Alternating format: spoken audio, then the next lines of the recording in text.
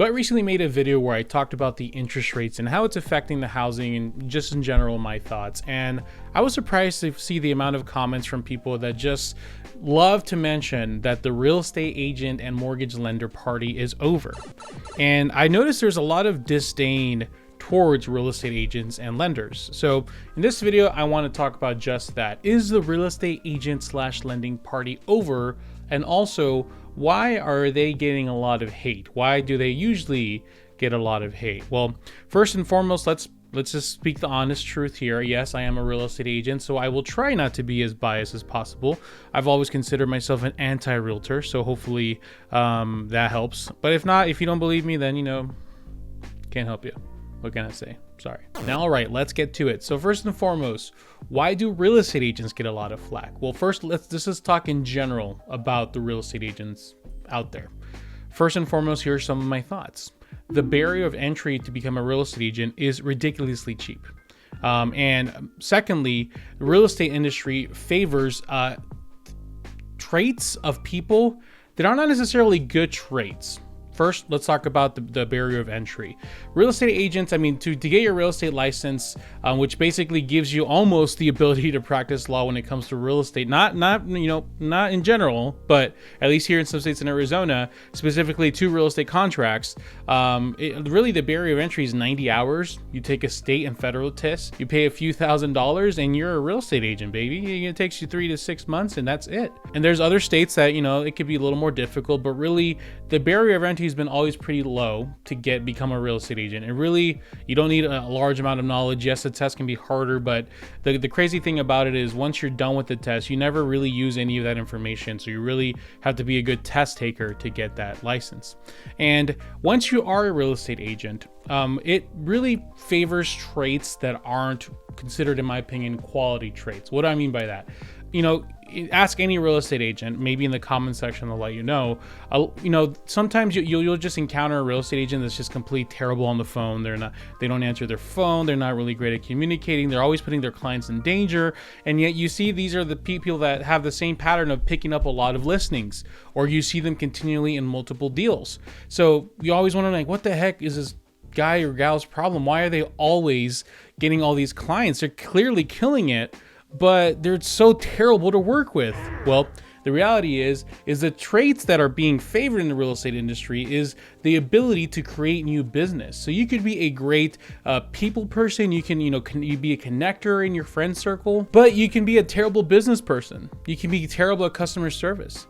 But as long as you're good at, being friendly and being very outgoing, you're going to be a pretty successful agent. Yes, you'll burn every bridge and you'll have to continue to get new clients. And that's the crazy thing is their clients will never really see that end of it. They'll just kind of see whatever their agent's feeding them.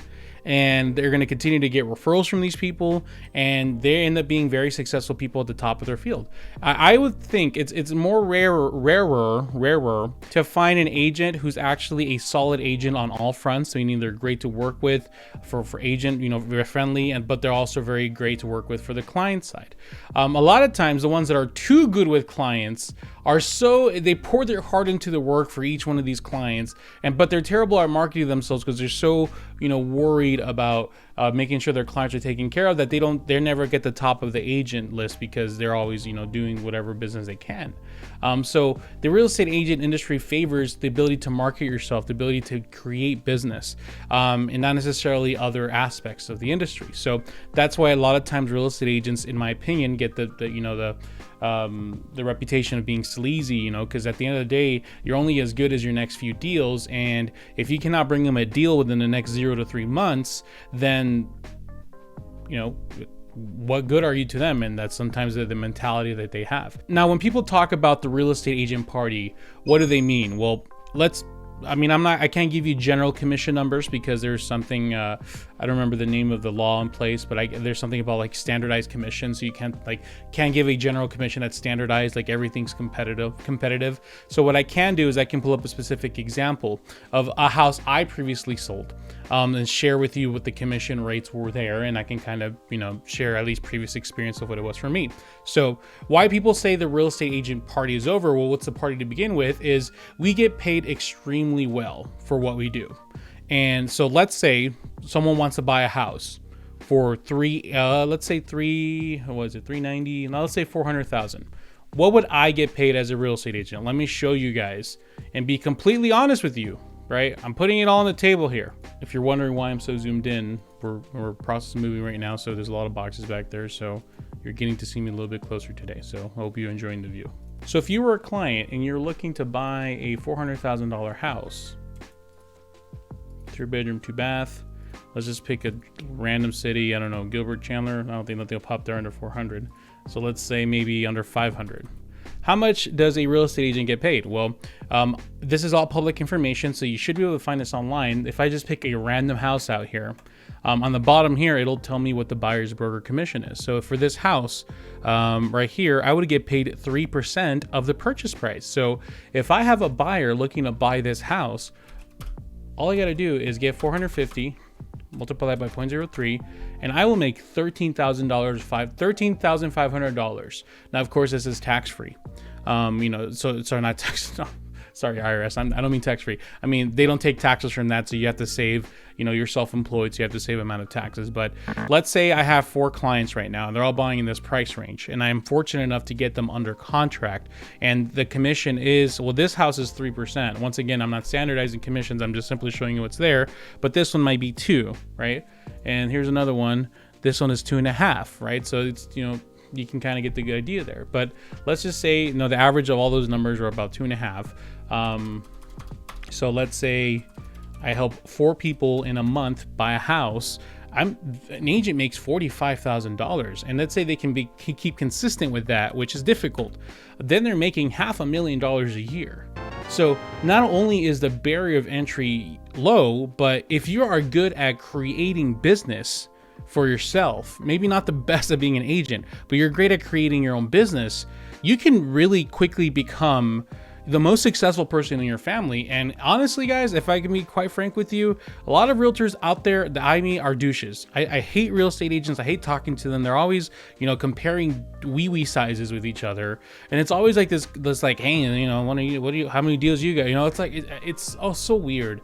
And then the thing about the real estate agents' Instagrams is they're always the worst. They're always like, posing, they're having a restaurant somewhere nice and, just close some deals, life is good. Or they post pictures of their clients in front of their house and their nice cars. It's because the thing is they quickly, let's say that you, I don't know, want to make $120,000 a year. What was the average, let's say commission $10,000. All you got to sell is sell 12 houses in a year to make 6 figures. And for a lot of people, especially from low income, you become the top earner of your entire generations of family just for selling 12 houses, which is not a lot of houses a year. So what happens is they get very egotistical. They think they're hot crap. And maybe they don't come across as very friendly to people. They're very braggadocious and, quite frankly, not the best people in the world. So when people are talking about the real estate agent party, they're probably referring to all those agents out there bragging and, doing all of that stuff. And they're not the nicest people. You call them for advice or help, and maybe necessarily they're not quite ready. So is the real estate agent party over? Well, for the past 10 years, basically the rule of thumb was call your client after 2 to 3 years, they'll probably want to sell, right? So if I helped you buy a house in 2014, you bought a house for 150. Well, 3 years later, that house is now worth 250. Hey, do you want to sell that house? You'll make 70, 80K. We can use that as a down payment for the next house. And they buy and sell for another one. And essentially, if you help, let's say 30 people, maybe a third of them will sell and buy within the next 2 or 3 years. And that number keeps on growing. Odds are you'll have a pretty successful business just by simply, helping a few dozen people 1 year. So, when people say, is the real estate agent party over, I would have to agree with them. I think it is over, because I think personally, we're still seeing significant gains in the real estate market, or at least I hope what will happen is those 15 to 20% gains per year start slowing down. and hopefully it starts going down to 5 to 10%, and maybe eventually 3 to 5%, where those numbers start kind of stabilizing. You get a little bit normal. We've been in an easily recovering market, meaning that it's been recovering at a rapid rate and a very easy rate. So anybody who has bought a house and then sells it a few years later suddenly thinks they're freaking real estate agent geniuses and they're making tons of money. Like, people always tell me, oh, Javier, you sold and bought your houses. No, I'm not a genius. I'm just got freaking stupid lucky. And that's how everyone else should feel who's sold and bought houses over the last decade. So yeah, I think the real estate agent party is going to start being over, because you can no longer depend on people selling and buying every 3 years. I personally think that people should start waiting about 10 to 15 years before they sell and buy now. The second thing why the real estate agent party is personally over is because the rise of all these businesses or companies that are automating the real estate showing process. Now, yes, realtors can go and defend that, we do much more than show houses, but the honest truth is a lot of agents are not good at anything else. A great agent, in my opinion, not only guides you and coaches you initially to prepare you, but sets you up in the best way when it comes to negotiation offers. But the thing is, a lot of these companies are automating showings, and a lot of these companies will find out for you if there's any offers. And basically, you can do your own comp analysis. You don't need a realtor to do that. You can do your own comp analysis and basically do that yourself. And when you do that yourself, you make the offer, and then maybe you'll get lucky enough to get it. Now, once again, you can make an argument pro. Personally, here's what I think. I've had people call me all the time saying I've been working with Better Real Estate or whatever, Better Mortgage, and they just tell me here are the offers, and we just make the offer, and we find out later that we got rejected, and we go on, and it's super just like that, right? There's no actual conversations happening with the listing agent. Say, hey, what can we do to get this right, or what do we need to do, right? So I personally think that yes, there's companies making it easier to show houses. You still need that personal touch of experience. Okay, in this situation, I've seen this happen, or I've seen this work, or I've seen that, sometimes they might be bluffing, or whatever the case may be. You need someone to help you identify opportunities. But anywho, personally, I think a lot of agents who have only depended on their ability to show houses and not necessarily